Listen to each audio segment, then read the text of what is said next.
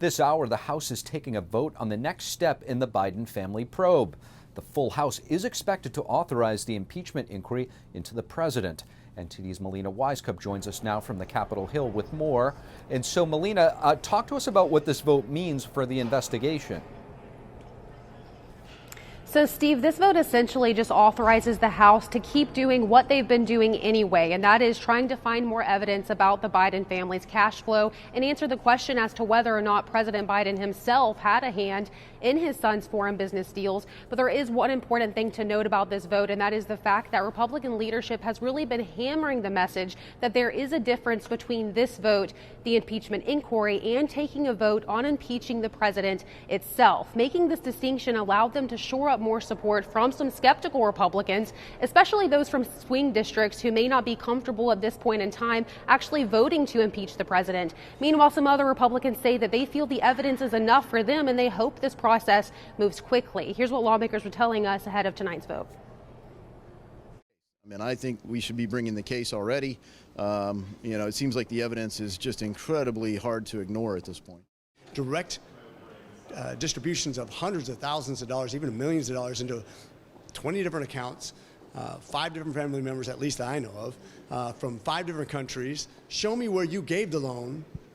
Show me where that money went out, because that's pretty easy to prove. So one of the reasons why Republicans say that they want to have the impeachment inquiry vote is to back up their subpoenas, like the contempt of Congress charges that they might press on Hunter Biden. Do you think that will have any legal standing? Should it go to court? No.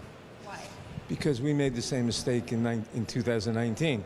We formally voted the inquiry because we thought it would help us with enforcing subpoenas. It did not.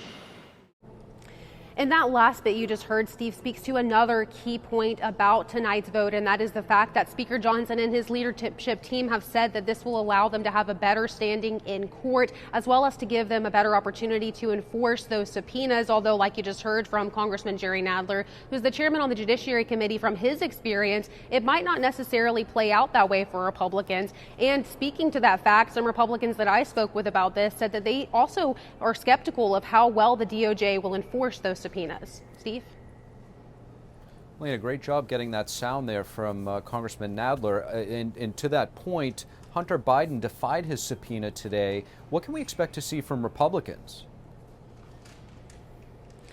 So Chairman James Comer and Jim Jordan have said that they'll start the contempt proceedings against Hunter Biden. He did not show up for that closed-door deposition this morning, but he was here on Capitol Hill as a way to try to show that he's trying his best to comply with Republicans' demands. Meanwhile, he's insisting to only have a public testimony instead of a private one. We'll show you what the president's son had to say on Capitol Hill today, as well as how Republicans were responding to it. It's shameless. There's no evidence to support the allegations that my father was financially involved in my business, because it did not happen. What are they afraid of?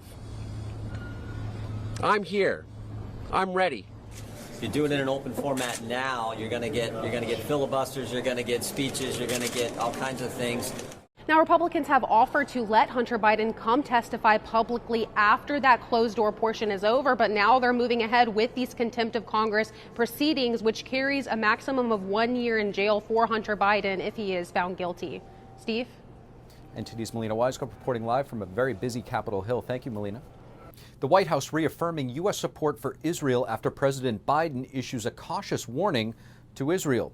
Joining us now live is NTD's Iris Tao at the White House. Good evening, Iris. So what is the White House trying to clarify today, and what got us here in the first place?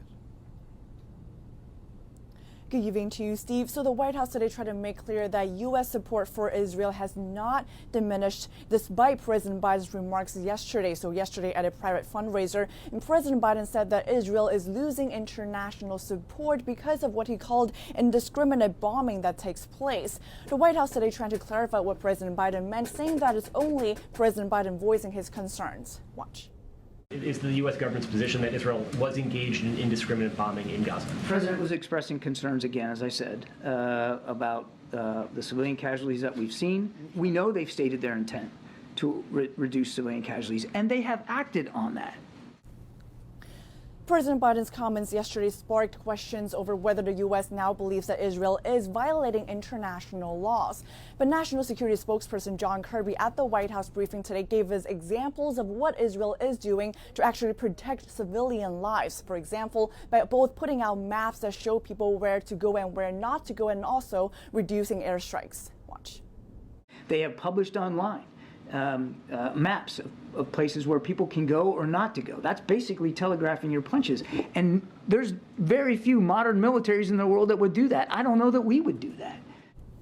And President Biden, in his remarks yesterday, did also make clear that, quote, there is no question about the need to take on Hamas. And regarding President Biden's comment yesterday that Netanyahu needs to make changes with his own government, the White House today says that President Biden was only doing it because of his affection for Israeli democracy, adding that Israel's government is all up to the people there to decide. Steve. And Iris, President Biden today also met with families of American hostages still being held by Hamas. This for the first time. What are the families saying, and what's next in the rescue efforts?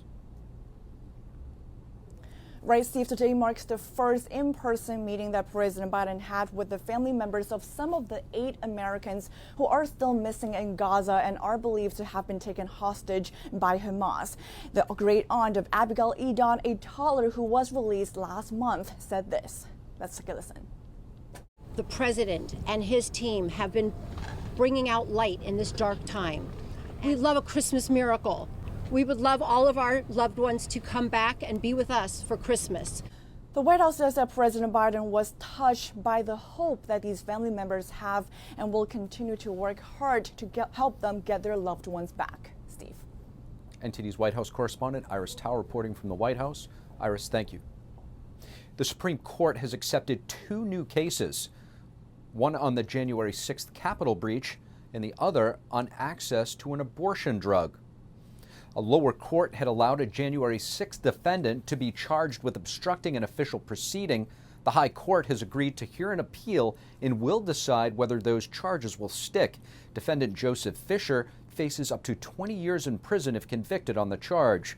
This has potential implications for former President Trump's federal election case as well. The Supreme Court also agreed to hear an appeal from the Justice Department. The Biden administration seeks to maintain broad access to an abortion pill called mifepristone. In August, a federal circuit court barred telemedicine prescriptions and mail shipments of this drug, but this decision is currently on hold pending the outcome of the appeal at the Supreme Court. And meanwhile, U.S. District Judge Tanya Chutkan today halting court proceedings in the election case against former President Trump.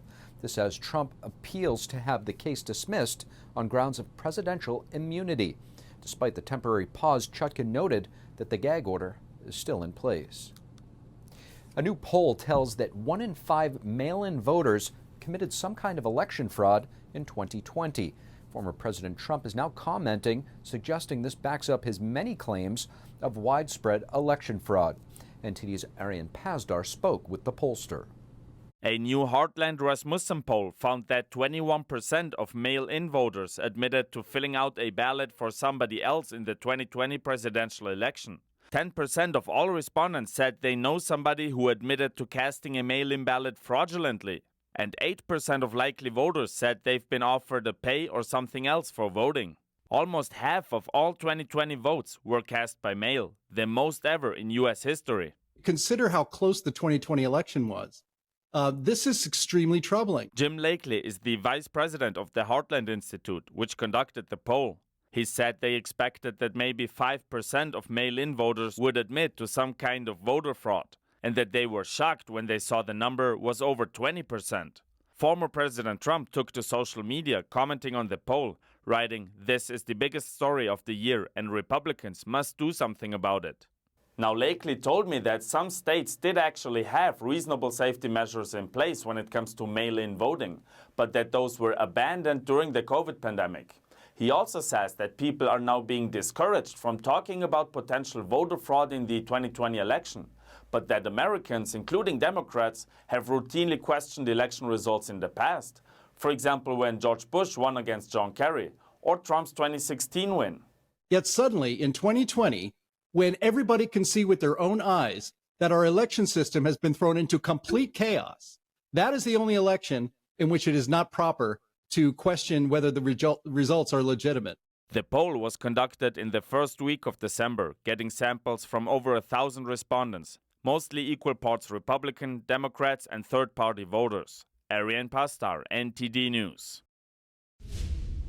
And coming up, after the House pulls two competing bills to reform and reauthorize FISA, the annual defense bill could extend a key section of the spy program before it expires. We bring you analysis on how this could impact your constitutional rights.